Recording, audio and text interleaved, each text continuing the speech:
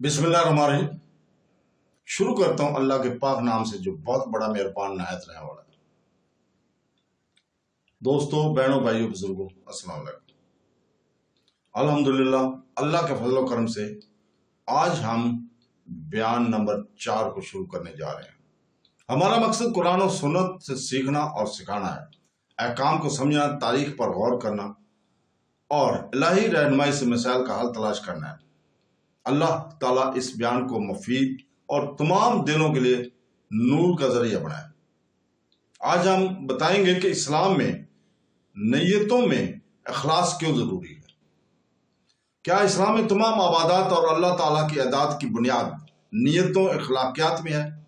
اخلاص کے بغیر اعمال اپنی روحانی قدر کھو دیتے ہیں اور باطل ہو جاتے ہیں، چاہے وہ ظاہری طور پر اچھے ہی کیوں نہ ہوں۔ قرآن پاک اور حدیث نبوی اس بات پر زور دیتی ہے کہ اللہ تعالیٰ اعمال کی شکل نہیں بلکہ نیتوں کا فیصلہ کرتا ہے۔ اس سلسلے میں ایک اہم ترین حضور پاک صلی اللہ علیہ وسلم کی روایت ہے، صحیح بخاری حدیث نمبر 1 اور صحیح مسلم حدیث نمبر 1907، دونوں میں نقل کی گئی ہے۔ مشہور حدیث ہے، اعمال کا فیصلہ نیتوں پر ہوتا ہے اور ہر شخص کو وہی ملے گا جو اس نے نیت کی، جس نے اللہ اور اس کے رسول کی خاطر ہجرت کی۔ اللہ اور اس کے رسول صلی اللہ علیہ وسلم نے کسی عورت اور دنیا کے اصول کے لیے ہجرت کی، اس کی ہجرت اس کے لیے بے حس کے لیے اس نے ہجرت کی تھی۔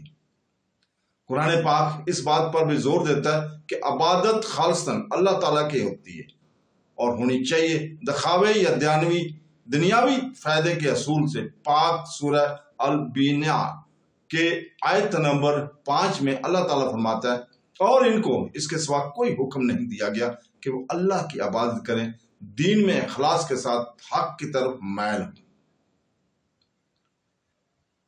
اور نماز قائم کریں اور زکوٰۃ دیں، اور یہی صحیح دین ہے۔ یہاں اخلاص کو دین کا جوہر قرار دیا گیا کیونکہ اخلاص کے بغیر عبادت میں میرے لیے نفع سے خالی ہے۔ سورہ الزمر میں رسول پاک صلی اللہ علیہ وسلم کو حکم دیا گیا کہ کہو مجھے اللہ کی عبادت کا حکم دیا گیا، اس کے لیے خالص ہو کر۔ نیتوں میں اخلاص بہت ضروری ہے کیونکہ یہ اس بات کو یقینی بناتا ہے کہ اعمال کا رخ اللہ تعالیٰ کی طرف سے ہے، نہ کہ لوگوں کی رضامندی کی طرف۔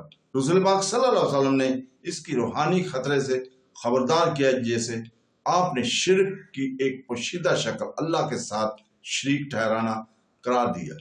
سنن ابن ماجہ حدیث نمبر 4204 میں آپ نے فرمایا، مجھے تمہارے بارے میں سب سے زیادہ جس چیز کا خوف ہے وہ معمولی شرک ہے۔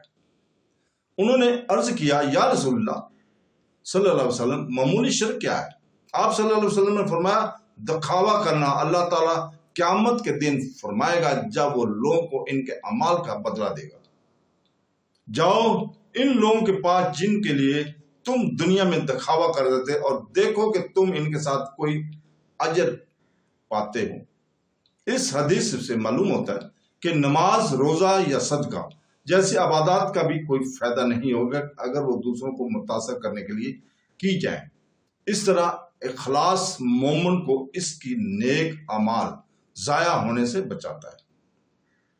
قرآن پاک نے بہت سی مثالیں دی ہیں کس طرح ناقص نیت اعمال کو باطل کر دیتے ہیں۔ سورہ الماؤن کی آیت نمبر 4 اور 6 میں اللہ تعالیٰ فرماتا ہے، بس ہلاکت ہے ان نمازیوں کے لیے جو نماز پڑھتے ہیں لیکن اپنی نماز سے غافل ہیں، جو اپنے اعمال کی نمائش کرتے ہیں۔ یہ آیت واضح کرتی ہے کہ نماز اگرچہ سب سے اہم عبادت ہے لیکن جب اسے دکھاوے کے لیے کیا جائے تو وہ قابل ملامت ہو جاتی ہے۔ اے لوگوں جو ایمان لائے ہو، اپنے صدقات کو نصیحت اور نقصان سے ضائع نہ کرو، اس شخص کی طرح جو اپنا مال صرف لوگوں کو دکھانے کے لیے خرچ کرتا ہے اور اللہ اور یوم آخرت پر ایمان نہیں رکھتا۔ اس کی مثال اس پتھر کی سی ہے جو چکنی چٹان پر گرے اور اس پر ٹوٹ پڑے، اور اللہ تعالیٰ اس چیز کو ضائع نہیں کر سکتا جو اس سے فائدہ اٹھاتا ہے، انسان کو روحانی بناتا ہے لیکن وہ دیوالیہ ہو جاتا ہے۔ نیکیوں میں اخلاص کی ایک اور وجہ یہ ہے کہ یہ عام अमाल को अबादात में बदल देता है। रसूल पाक सल्लल्लाहु अलैहि वसल्लम ने फरमाया, बेशक तुम अल्लाह ताला की रजा के लिए कुछ खर्च नहीं करते, लेकिन तुम्हें इसका अजर जरूर मिलेगा। हत्ता कि जो खाना तुम अपनी बीवी के मुंह में डालोगे, इस पर भी। सही बुखारी हदीस नंबर 56 और सही मुस्लिम हदीस नंबर 1628 में ये हदीस सिखाती है कि रोजमर्रा के दुनियावी अमाल, जैसे कि अपने घर वालों की कफालत करना, भी इबादत बन जाते हैं अगर वो अल्लाह ताला की रजा के लिए अखलास के साथ किए जाएं। इस तरह अखलास मोमिन की पूरी जिंदगी को बुलंद करता है, हर अमल को सवाब के मौका में बदल देता है। इखलास मोमिन को नफाक से भी बचाता है। कुरान मजीद में मुनाफिकीन कि वो लोग करार दिया गया जो ज़ाहिरी अमाल को करते हैं लेकिन बातनी ईमान से मरहूम है। सूरह निसा की आयत नंबर 142 में अल्लाह ताला फरमाता है, बेशक मुनाफिक अल्लाह को धोखा देते हैं, लेकिन वो इन्हें धोखा दे रहा है, और जब नमाज के लिए खड़े होते हैं तो सुस्ती के साथ खड़े होते हैं, लोगों को दिखाते हैं और अल्लाह को थोड़ा सा याद करते हैं। इनकी बेहिसी ने मदीना के मुआशरे को बगाड़ दिया, और कुरान पाक मोमिनों को खबरदार करता है कि वो ऐसे तर्ज अमल के नकल ना करें।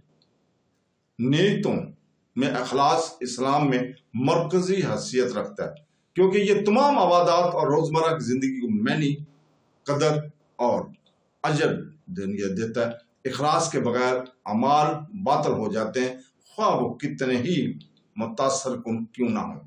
कुरान पाक बार बार मोमिनों को खालिस अकीदत के साथ अल्लाह ताला की इबादत करने की हुक्म देता है, और नबी करीम सल्लल्लाहु अलैहि वसल्लम ने जोर दिया कि हर अमल का फैसला इसकी नीयत से होता है। इखलास नफाक से बचाता है, दखावे की गुनाह से बचाता है, और इस बात को यकीनी बनाता है कि किसी के अमाल अल्लाह ताला के यहाँ कबूल हों। इसी वजह से उलमा अक्सर कहते हैं कि इखलास इबादत की रूह है, जबकि इखलास के बगैर अमाल ऐसे हैं जैसे जिस्म के बगैर जिंदगी। तो दोस्तों, आज हम आज की गुफ्तगू का इख्तिताम इस आजिज़ाना दुआ के साथ करते हैं, ऐ अल्लाह ताला हमारे दिलों को पाक फरमा, हमारे अमाल को कबूल फरमा, हमारी गुनाहों को माफ़ फरमा, और हमें अपने शुक्रगुजार बंदों में शामिल फरमा। हमारे वक़्त, हमारे अहल व यार और हमारे ईमान में बरकत अता फरमा, और हमें कुरान पाक और हदीस नबवी पर अमल करने की तौफीक अता फरमा, और हमें क़यामत के दिन अपने रहमत के साए में जमा फरमा। आमीन सुम आमीन। अल्लाह हाफ़िज़।